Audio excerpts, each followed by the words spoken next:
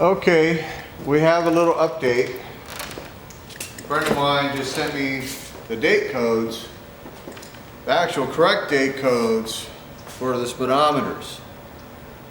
This speedometer dates on the date code to 1945, March of 1945. So I'm going to put a link at the bottom of this video on the description to the original discussion of the date code on the video, and another link to the date codes. So again, this no trip meter speedo and the side plate, there's two different part numbers here, would have been ordered specifically for this bike. It was less money, easily obtainable at that period of time. No problem, you get it. The fact that it dates from 1945 would be correct because chrome would be very hard to find at that time. It's almost unobtainable. I hesitate to say unobtainable.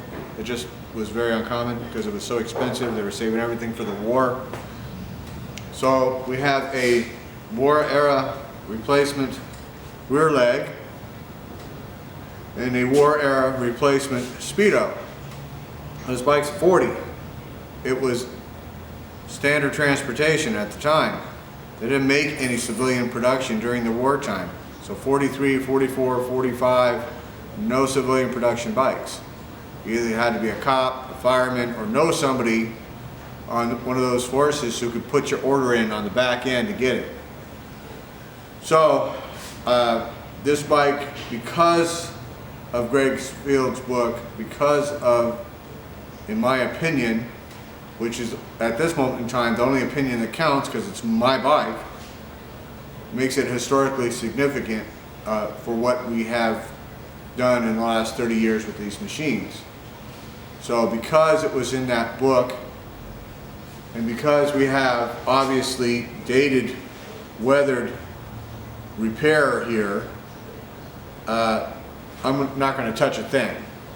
My assumption at this point in time, which I'll probably never be able to prove, because we do have some scuffs on the front fender and a little pushback here, is that something happened and it cracked the crown or scuffed the rear leg, or something happened to the rear leg and possibly the front and rear leg, because I do not have the date codes for this here and I haven't looked at it yet. So something happened there, and because this obviously got replaced in March of 1945 thereabouts, and this was obviously a war era replacement, my assumption is that the horn got replaced at that time. And again, because of, in my opinion, the historical significance of this specific bike being in Greg Field's book, which caused, in my opinion, the cultural shift from restore everything to leave it original, because of this specific bike. And in my opinion, again, I feel that's why I got bid up, because if that was not the case, I would have been able to buy it for 40 or 50 grand, not what I had to pay for it. And that's why I was willing to spend as much as I did, because of the historical significance of the bike. So since it's my bike and I bought it, that is the only opinion that counts, is my opinion. And since it's my bike, I get to do what I want with it. So what I'm going to do with this bike, as you've been noticing, is continue with the process of slowly juicing everything up and getting it running. And so we're going to dismantle the clutch here today and pull off the rocker clutch so we can juice all that stuff up, and we can start the process of figuring out what we're doing with the lower end of the motor. And a friend of mine suggested putting whatever douche through the timing hole and down if I can get the drain plug out, and trying to liberate it up that way. So I like that idea. And he likes the idea of the diesel, which is an oil, which he reminded me of, which is an oil, it's not just a fuel. So we're going to try and flush out the lower end that way. We need to carefully limber everything up. You don't just start these machines and wonder why they blow up. The bike's too nice, as you've been seeing.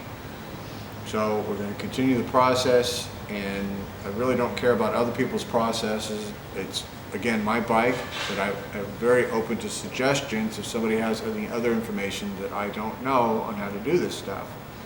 It's a learning process. Nobody knows it all, not me, not anybody else. Everybody has other information. So I'm all ears. Please tell me if you know something else that I don't know. Now, I did go through my air cleaners, and I do not have a correct patina air cleaner cover. Why this one was blasted and painted in the day that came off the bike, I do not know. I can only suppose, but it has, and we need to find a original patina air cleaner cover for it. So I'm looking. I don't have one in my stuff. I have my old re-chromed air cleaner cover, which obviously is not correct.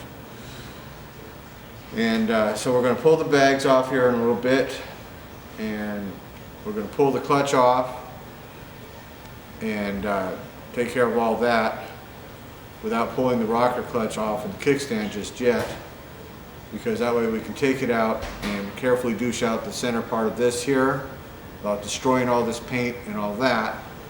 I need to douche out the center part of this with the steamer, get rid of all the nasty in there, and wash all that off. So we're getting there. It's a process. I hope everybody's enjoying this. I'm sharing it with the world. There isn't anybody that I know of who's putting themselves out of what they do for everybody to look at with this stuff. Just me. So if somebody is hating on me, I got this to say: make your own videos. Make your own videos, man. No problem. Pull out your stuff, pull out your original paint bikes, let's see the history, let's see your videos, let's see your process. It's called Put Up or Shut Up. We'll see you guys in the next video. We're going to move this little blue bike out of the way, rearrange stuff, and do some more work on this bike today. See you guys soon.